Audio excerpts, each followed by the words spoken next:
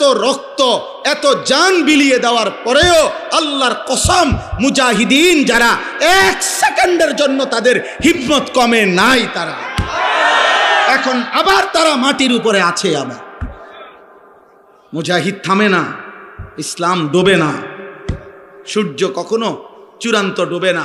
এখানে বাংলাদেশে যদিও সূর্য ডুবে গেছে, পৃথিবীর সব জায়গায় কিন্তু সূর্য ডোবে নাই, কোথাও সূর্য উঠছে। বোঝেন নাই? পৃথিবীতে একই সময় রাত হয় না, পৃথিবীতে একই সময় সূর্য ডুবে না। এখানে সূর্য ডুবলে অন্য কোথাও সূর্য ওঠে। আল্লাহর কসম, ইসলাম এমন এক সূর্য যেটা কোথাও যদি কোনো কারণে সাময়িক কিছুক্ষণের জন্য পর্যদুস্ত হয়, কিন্তু অন্য জায়গায় তৎক্ষণাৎ ইমানের সূর্য, ইসলামের সূর্য ঝলঝল করে উঠতে থাকে। এজন্য গাজার মুসলমান যদিও রক্ত দিচ্ছে, আফগানের মুসলমান কালেমার পতাকা উড়াচ্ছে। হ্যাঁ, একই মুহূর্তে পৃথিবীতে গাজাবাসী রক্তে লাল, আফগানে ইমানের পতাকা উঠছে। মুসলমান হারে নাই, ইমানদার হারে নাই। মনে রাখো, মদে মাতাল যুবক, নারীতে আসক্ত যুবক, মোবাইল আর অশ্লীল ছবি দেখা ছাড়া যার রাত কাটে না, দিন কাটে না, একটা সেজদাও যে সমস্ত ছেলেরা দাও না, মনে রাখো আমার আব্বা বাপ, তোমারে ছাড়াও ইসলাম বিজয় হবে, তোমারে ছাড়াও মাহাদি লড়বে, তোমারে ছাড়াও দাজ্জালের বিরুদ্ধে লড়বে, তোমারে ছাড়াও ঈসা নবীর যোদ্ধা বাহিনী লড়বে। কিন্তু হয়তো তুমি কামে লাগলা না, তুমি চলে গেলা জাহান্নামের পথে। ইমানদার নওজোয়ান ঠিকই আল্লাহর জন্য জান দেবে ইনশাআল্লাহ, উড়বে ইনশাআল্লাহ, ইনশাআল্লাহ। রাসূলুল্লাহ সাল্লাল্লাহু আলাইহি সাল্লাম বলছে, যদি শোনো যে কিয়ামতের আর একদিন বাকি, তবু ইয়াকিন রেখো মাহদি আসবে, ইমানের পতাকা, ইসলামের পতাকা, ইসলামের বিজয় বিশ্বময় উড়বেই উড়বে। এটা হাদিস,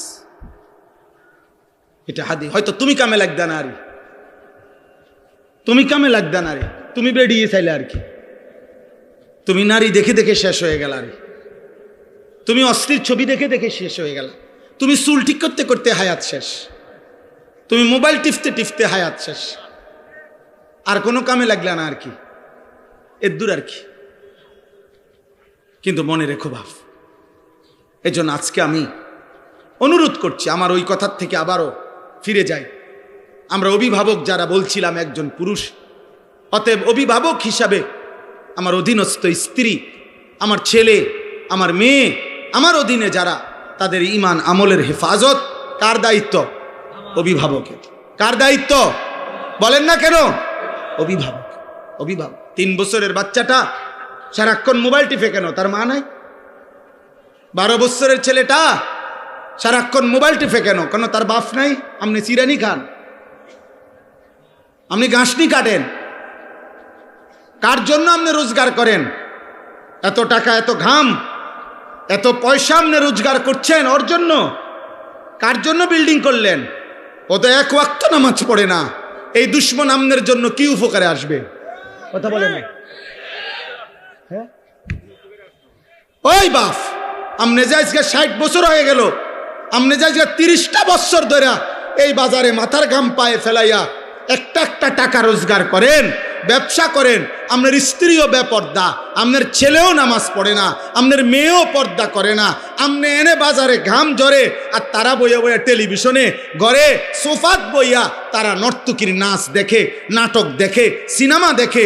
আপনার ছেলে এলাকার আরো 2-4টা বখাটের লগে পুরা দমে মোবাইলে উলঙ্গ ছবি দেখছে, আর আমনের ঘাম বাইয়া বাইয়া পড়তেছে একটা একটা টাকার জন্য।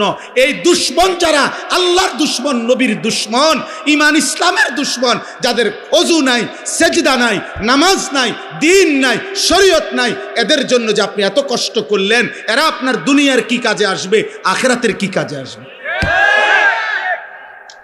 বলেন অভিভাবক, বল। আর দরকার হলে আর আইতাম না কোনোদিন, আইজ গিয়ে কই যা, আর আইলাম না, নইলে কইবেন আপনারা যে হুজুর এরম শক্ত হুজুর আর জীবন আইনেন। একবারই আসা, আমি এক অস্থির মানুষ, যার জীবনের কোনো স্থিরতা নাই, আমি কখন কই থাকি, কি করি কিচ্ছু জানি না, নিজেও জানি না।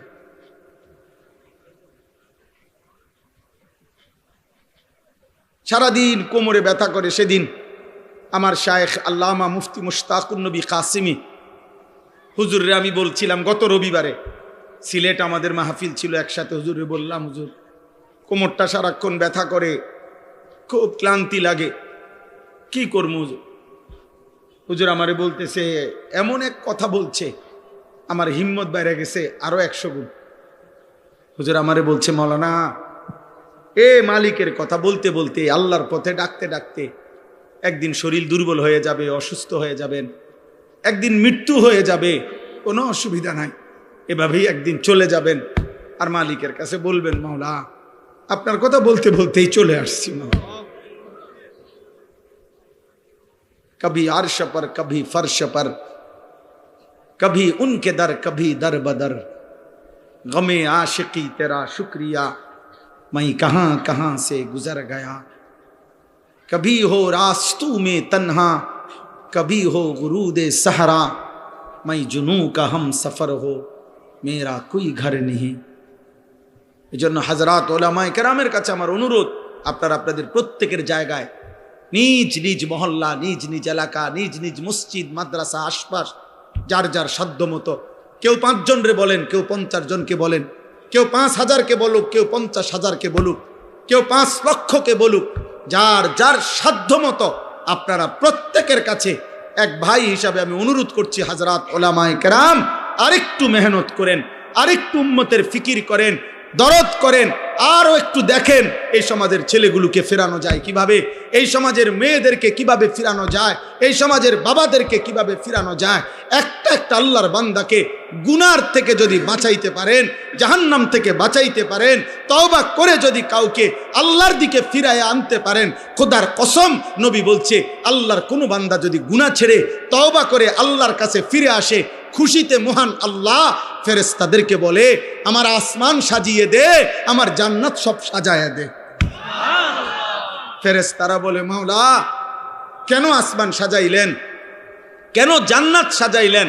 আল্লাহ বলে, আসলাহাল আবদু মাওলাহু, আজ এক গোলাম যে আমার থেকে ভাইগা গেছিল, যে আমার অনেক দিন সেজদা দেয় নাই, যে আমার অনেক দিন ডাকে নাই, যে আমার অনেক দিন গোলামি করে নাই, আমার এমন একজন ভেগে যাওয়া বান্দা আজকে আমি মাওলার সাথে তার সম্পর্ক ঠিক করে ফেলছে, তওবা করে চোখের পানি ছেড়ে দিছে, আমি তারে মাফ করে দিছি, এই খুশিতে আমি আসমান সাজিয়ে দিলাম, জান্নাত সাজিয়ে দিলাম। এজন্য ফিকির চাই, ফিকির চাই। সবাই চিনতে হবে জরুরি না, সবাই চিনতে হবে জরুরি না, সবাই সবার কাছে পরিচিত হইতে হবে জরুরি না, এটা মূল বিষয় না। মূল বিষয় হলো আল্লাহর দ্বীনের জন্য মেহনত, কলিজা ভরা ব্যথা নেওয়া।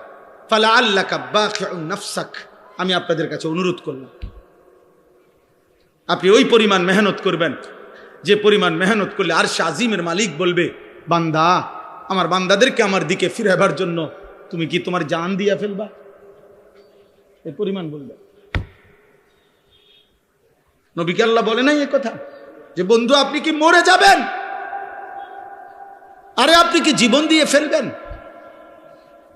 এই পরিমাণ বলতে হবে।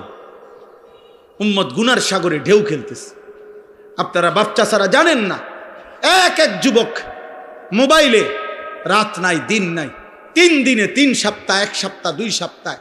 আপনাদের কেউ যদি আজকে 30 বছর, এখনকার বয়স যাদের 60, এই বাচ্চা ছাড়া আপনারাও যদি এমন কেউ থাকে যে গত 40 বছরে হয়তো উনি সবসময় টেলিভিশন দেখছে, এই 40 বছরে আপনি টেলিভিশনে যত নাটক সিনেমা না দেখছেন, ওই 4 দিনে তার চাইতে বেশি মহিলার ছবি দেখতে লাগছে।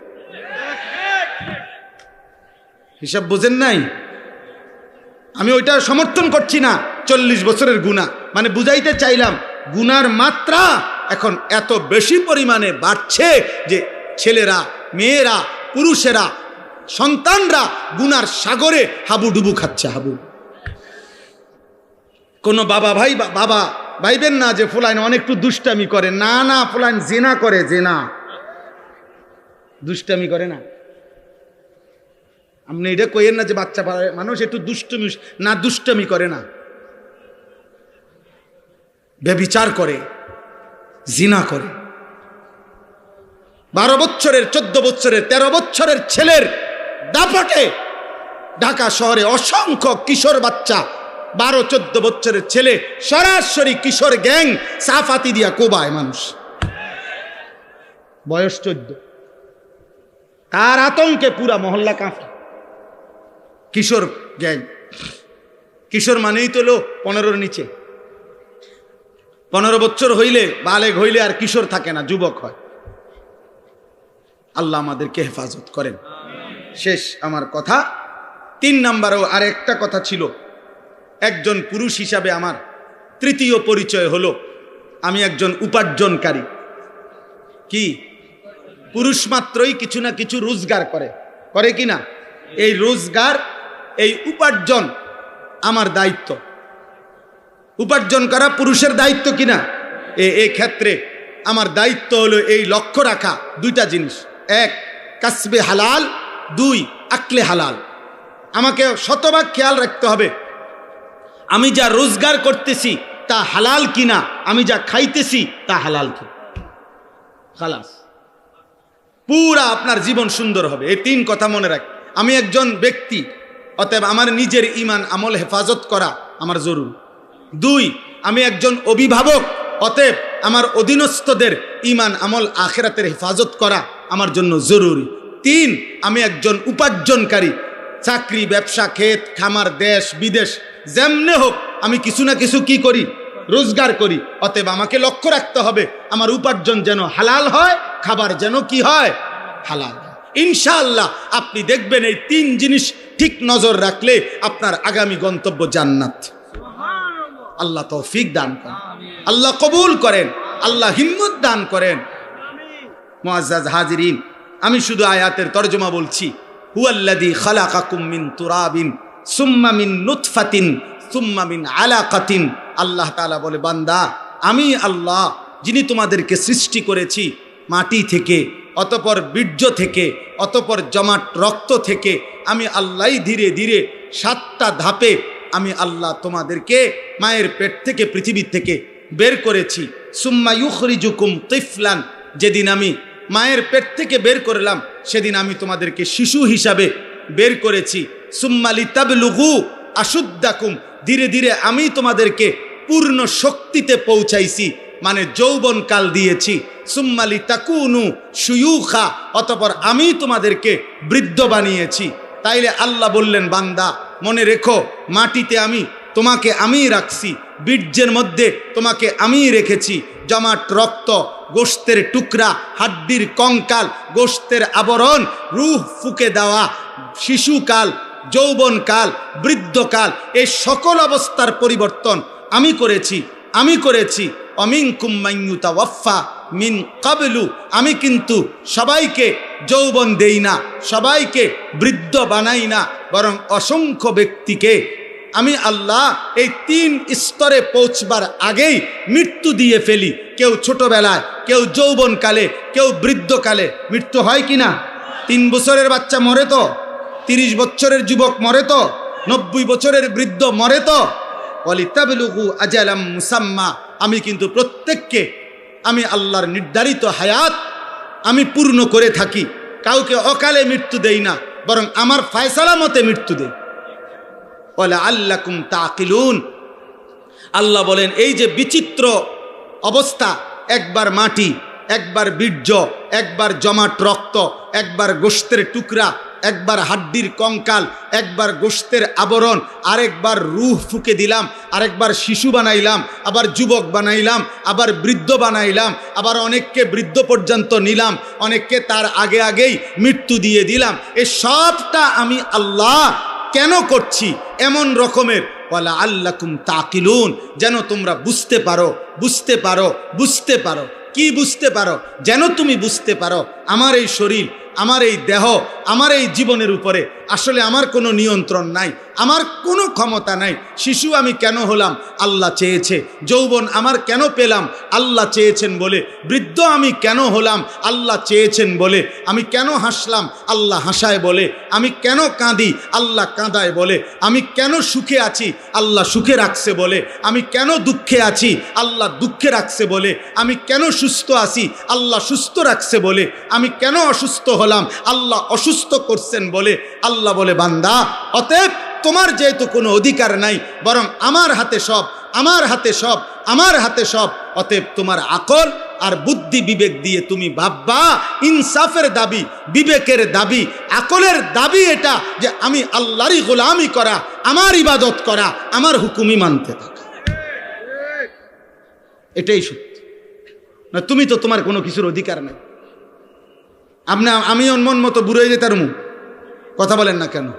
আমি মন মতো হায়াত টিকতে পারমু? তাহলে আমাদের নিজস্ব কিছু করার ক্ষমতা আছে? অতএব কার গোলামি করা উচিত? কার হুকুম মানা উচিত? এই কথাটাই আল্লাহ বলছে। অতএব আমরা প্রত্যেকেই নিজের যৌবনকে কদর করব, নিজের ঈমান আমলকে হেফাজত করব, আখলাককে হেফাজত করব। আজকের এই তিতাস উপজেলা ওলামা পরিষদের এই বর্ণাঢ্য আয়োজন আল্লাহ বরকত দান করেন, আল্লাহ তাআলা কবুল করেন। আল্লাহ তাআলা এই নওজওয়ান সহ ওলামায়ে কেরাম সকলকে ঈমান আমলের হিম্মত দান করেন। আমিন। সুবহানাল্লাহি ওয়া বিহামদিহি। মাশাআল্লাহ।